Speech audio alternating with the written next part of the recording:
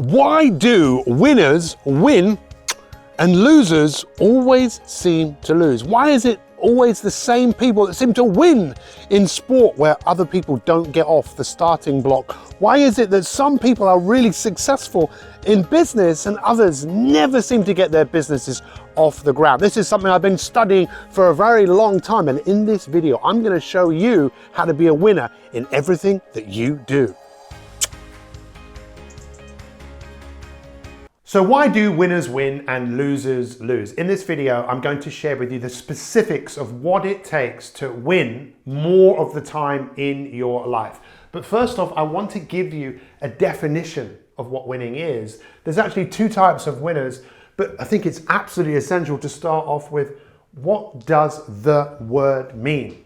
Well, if you look at the dictionary, it will tell you that winning is the achievement of something through a contest, through some sort of battle. But if you look a little bit deeper, you'll see that there is a much more inspirational meaning of the word winning, because winning is not a destination. Winning is the striving and the struggling towards something, and then when you achieve something, the goal ultimately then is to move on to achieve something else. Why? Because that is what we are designed to do as human beings. Everything that we do is goal orientated. And what so many people choose to do, it's not necessarily they choose to lose, but they choose to stay where they are, like staying in bed. You snooze, you lose, because life isn't happening when you're sleeping. Life is happening when you're moving forwards. Of course, I'm not saying that sleep isn't important, but ultimately, if you're not growing, you are. And really what winning is, I think, is when you're striving and struggling towards achieving something. We are what the Greeks called teleological. And from my experience of working in the field of personal and professional development for over 30 years, having written over 20 books on things like fear busting, habit busting, life DIY, what I see is it's not necessarily people are choosing to lose, it's just they're living in fear. They don't want to take effort. They're lazy to step away from who they think they are. Everyone wants the outcomes, everyone wants the results, but it's a question of who is prepared to do the work. And what's truly fascinating about human beings is what drives us.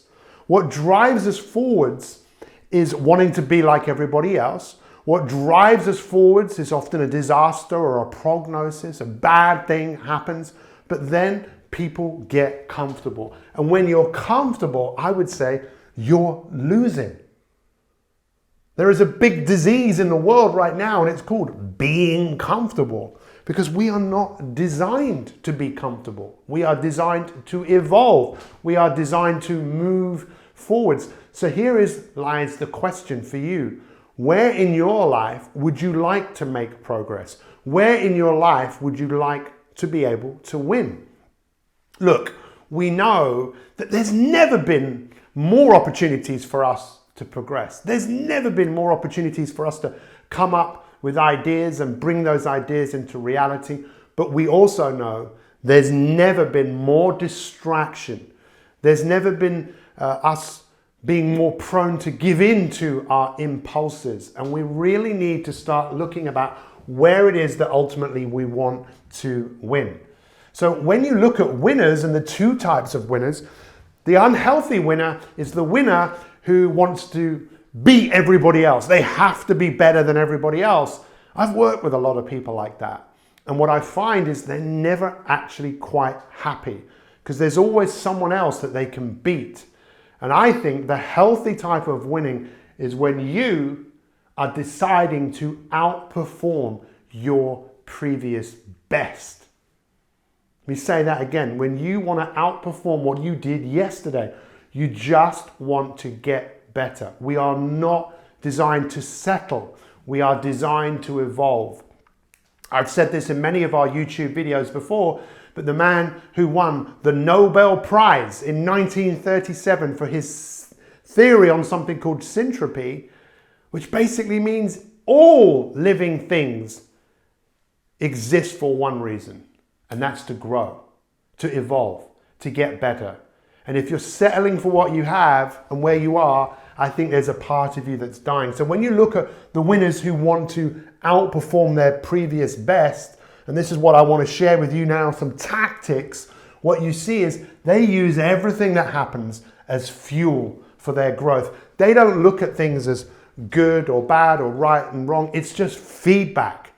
They welcome every time they fall over or things don't work out, because they know that within that experience, there's the opportunity to get better.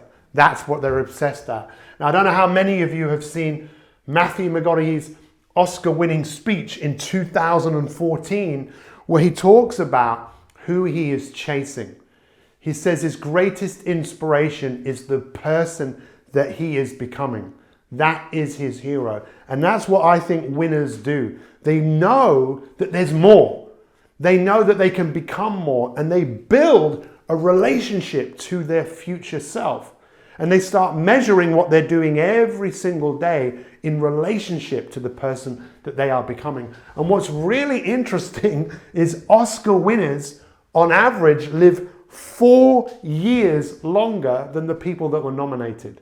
Now try and work that one out. Well, part of the theory is that these people who have won the Oscar, they've developed some sort of inner knowing. But it's crazy that they would rely on something external to validate themselves.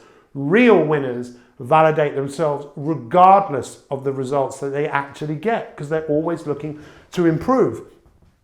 In terms of making the choice, what I mean by this is make the choice to eradicate all other choices. This is what winners do. If you think about all of the temptation out there, if you can simplify the battlefield of moving forwards, when you make a decision to do something, just do it. Eliminate all other choices. The worse you feel, this is what winners do, the worse they feel, the more committed they are to do whatever it is they need to do in order to get the results they want. Look, take a moment and think about everyone in the world right now and how many of those people don't feel like doing something. And because they don't feel like doing something, they're not going to do it. Real winners in life, they don't wait to feel anything. In fact, let me explain it to you like this. Have you ever felt like not exercising? Well, of course you haven't. Of course you have. Why?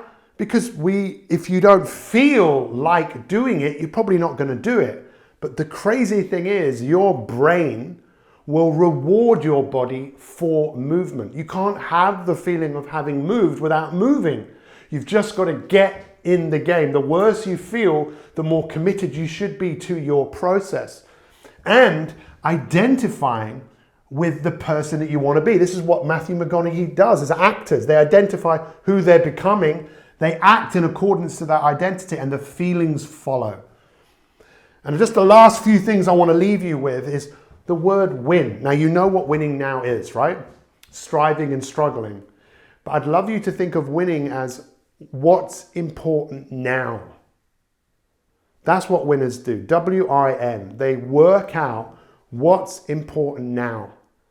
And they make the things that are most important the highest priority, the things that yield the biggest results. They hold themselves accountable. They always demanding more of themselves. And they use this, it's called Whoop. This was designed by a lady called Gabrielle Oettingen. And this is about knowing that there is a wish. There's a wish that you want. There's an outcome that you want. But the second O is, what are the obstacles? It's so important in life. If there's something you want to win at, you can visualize it, you can think about the outcome, but obstacles are coming. And if you want to simplify the battlefield of achievement, you've got to work out what are the obstacles that are going to be in my way, and wherever possible, plan for those obstacles. Because as Hannibal used to say in the A-Team, for those of you that remember that TV program, I love it when a plan comes together. And just lastly, a couple more things here. Ultimately, what this is about, winners, they want autonomy. They want to be themselves. They want to get better at what they're doing. And there's a purpose to it. There's a bigger picture. They're playing a bigger game. It's much easier to win when you know that it's much more than just about you. What you're doing maybe is for the benefit of others as well. So when you feel like giving up, you realize, hang on, there's a bigger picture to play here. And lastly, I've already mentioned this, but this is the motivation equation. This was designed by the man who, his name is Piers Steele, and he has won the equivalent in psychology for the Nobel Prize. And it's basically motivation is expectation times value. You must turn these things up. Turn up the value. If you do X, there's value to it. If you do it, you expect that it's going to take you somewhere, and turn down the impulsivity and turn down the delay. Because if you don't, you will be a creature of giving in to temptation. So I don't know what your biggest takeaway is from watching this, but I would love to know in the comments below. Take a few moments to think about it. Are you ready to become a true winner? A winner that wants to outperform your previous best, and a winner who knows that a great life, it doesn't happen by chance. It happens by design. Thanks for watching the video, and we'll see you next time.